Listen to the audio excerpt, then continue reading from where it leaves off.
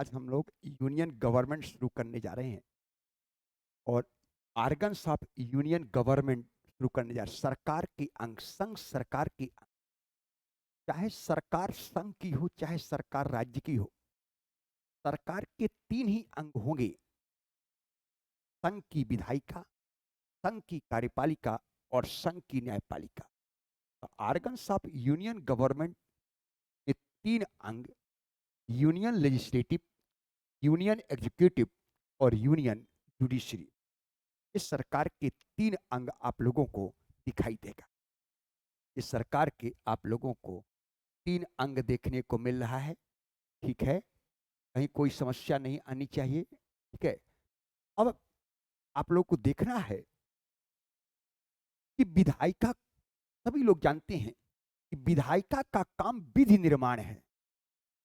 विधायिका विधि निर्माण की संस्था है, तो विधि निर्माण की संस्था को विधायिका कहा जाता है। विधि निर्माण की संस्था को विधायिका कहा जाता है। अगर भारत की बात करें तो भारत में विधि निर्माण की सर्वोच्च संस्था को संसद कहते हैं। संसद भारत में विधि निर्माण की सर्वोच्च संस्था है। इसका मतलब विधि निर्माण की संस्था को विधायिका कहा जाता है। जहां राजतंत्री शासन प्रणाली में राजा की इच्छा ही कानून का दर्जा प्राप्त करती। जब मोनार्की सिस्टम होता था, राजतंत्र होता था, कन्फर्म, वहां राजा की इच्छा ही कानून था। तो कानून का दर्जा प्राप्त करने के लिए राजा की इच्छा सर्वोपरि थी। राजा की इच्छा ही कानून के दर्जा प्राप्त करती थी। लेकिन जो धर्मतंत्री शासन प्रणाली है, थियोक्रेटिक सिस्टम में धार्मिक ग्रंथ ही कानून, धार्मिक ग्रंथ ही कानून है। और धर्म में कोई भी चीज, धार्मिक ग्रंथ में कोई चीज अस्पष्ट और परिभाषित है, उस धर्म का जो सर्वोच्च पदाधिकारी था वही उसकी व्याख्या करता था। धर्म का सर्वोच्च पदाधिकारी ही उसकी व्याख्या करता था। कहां कहां, जहां धार्मिक तंत्री शासन प्रणाली है, थियोक्रेटिक सिस्टम में, थियोक्रेटिक सिस्टम में धर्म ग्रंथ ही देश का कानून होता था और धर्म के सबसे बड़े पदाधिकारी उसकी व्याख्या करते थे। धर्म ग्रंथ में अगर कोई भी चीज अस्पष्ट और अपरिभाषित था, उसकी व्याख्या करने का काम धर्म के सर्वोच्च पदाधिकारियों का होता था।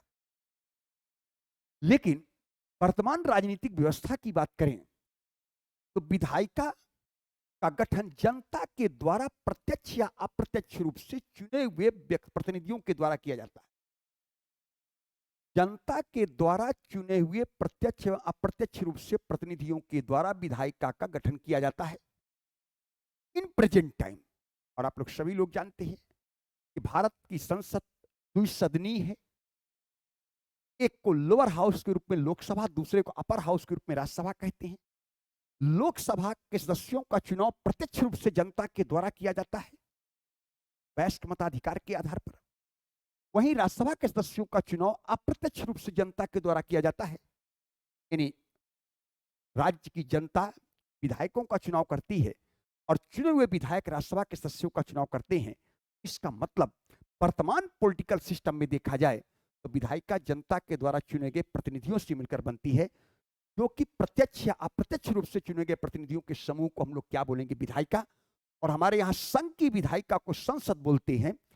संघ की विधायिका को संसद कहा जाता है, जो उसमें आर्टिकल 79 में कहा गया संघ के लिए एक संसद होगी जो राष्ट्रपति, राज्यसभा और लोकसभा से मिलकर बनी हो।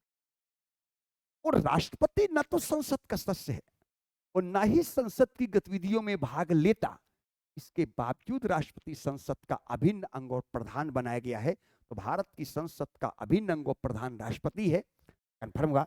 और हमारे देश की संसद बाइकैमरल है, द्विसदनीय विधायिका है, जिसमें अपर हाउस के रूप में राज्यसभा, लोअर हाउस के रूप में लोकसभा, लेकिन फंक्शनल फेडरलिज्म के रूप में फर्स्ट हाउस के रूप में लोकसभा तो सेकंड हाउस के रूप में राज्यसभा दिखाई देता है। ये आप लोगों को ध्यान देना है, कन्फर्म हुआ। इस प्रकार हमारे यहाँ संसद बनती है। वर्तमान में संघ की विधायिका को संसद कहा जाता है और संसद ही भारत की विधि निर्माण की सर्वोच्च संस्था है। और भारत में पार्लियामेंट्री सिस्टम है और पार्लियामेंट्री सिस्टम वाले देशों में संसद की सर्वोच्चता का सिद्धांत अपनाया गया है। इसलिए भारत की संसद सर्वोच्च है, विधि निर्माण की सर्वोच्च संस्था है।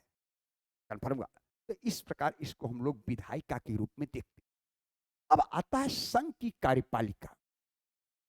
संघ की कार्यपालिका यानी दूसरा अंग, सरकार का दूसरा अंग कार्यपालिका है, जो कि संसद के द्वारा, विधायिका के द्वारा निर्मित कानून के क्रियान्वयन करने का काम। कार्यपालिका का काम विधायिका के द्वारा निर्मित कानून का क्रियान्वयन करना है। तो क्रियान्वयन करने का काम कार्यपालिका को दिया गया, ये आप लोगों को ध्यान रखना है। संघ की कार्यपालिका में राष्ट्रपति, उपराष्ट्रपति, मंत्रिपरिषद और प्रधानमंत्री से मिलकर बनी होती है, जो कि संघ की संसद के द्वारा निर्मित कानून का क्रियान्वयन करने का काम कार्यपालिका को दिया गया। ध्यान रखना है। तो कार्यपालिका का काम क्रियान्वयन करना है। लेकिन कार्यपालिका के अंतर्गत जहां एक ओर आपको राजनीतिक कार्यपालिका दिखाई देता है, वहीं दूसरी ओर आपको प्रशासनिक कार्यपालिका यानी ब्यूरोक्रेसी भी दिखाई देती है, जिसे आप लोग स्थायी कार्यपालिका के रूप में जानते हैं। वहीं तीसरा, सरकार का तीसरा अंग है, वो है न्यायपालिका।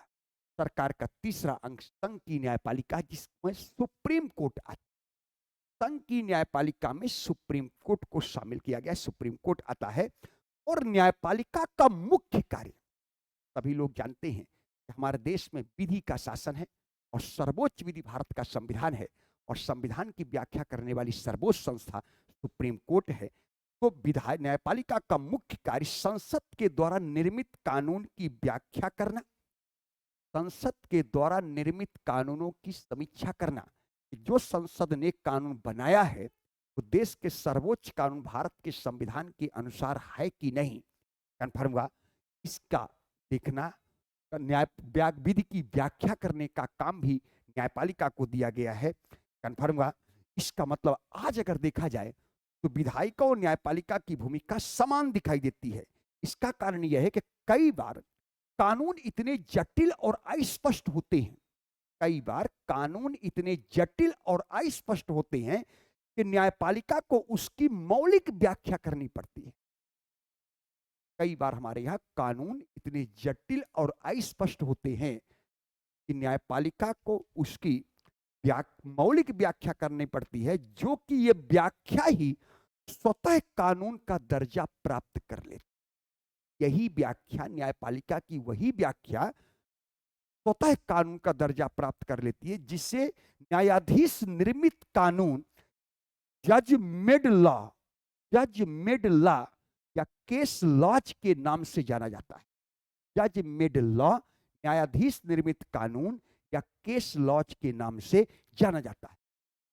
का मतलब आज कहीं न कहीं न्यायपालिका विधायिका का भी काम कर, कई ऐसे सुप्रीम कोर्ट के निर्णय आए हैं जो कि अपने आप में मौलिक अधिकार की बात करता है। जैसे right to privacy, supreme court ने कहा कि राइट टू प्राइवेसी मौलिक अधिकार है। शिक्षा का अधिकार सुप्रीम कोर्ट ने मौलिक अधिकार बताया। राइट टू स्लीप, सोने के अधिकार को मौलिक अधिकार के रूप में बताया। तो बहुत क्यों व्याख्या करने के दौरान बताया गया। कन्फर्म हुआ। इन सारी चीजों को देख रहा है। इसका मतलब जब कोई चीजें हमारे यहाँ सर्वोच्च कानून विधायिका है, सुप्रीम कोर्ट, अरे संविधान है, तो संविधान का कोई भी चीज अस्पष्ट परिभाषित होगा, उसकी व्याख्या करने का काम सुप्रीम कोर्ट को दिया गया। तो जो व्याख्या सुप्रीम कोर्ट करता है स्वतः अपने आप में कानून का रूप ले लेता है। इसलिए इसको हम लोग न्यायाधीश निर्मित कानून, जज मेड लॉ या केस लॉज के नाम से। ये सरकार के 3 अंग आप लोगों को बहुत बेसिक चीजों के रूप में, इंट्रोडक्टरी क्लास के रूप में मैंने आपको बताया, ताकि आप लोग जाने।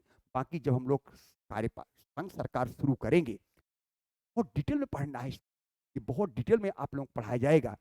तो अभी मैं आप लोग, चूंकि ये इंट्रोडक्टरी क्लास है, आप लोग मूल चीजों को जाने, बेसिक चीजों को जाने, इसके लिए मैंने इसका उपयोग को अध्ययन करा रहा हूं। ठीक है ना।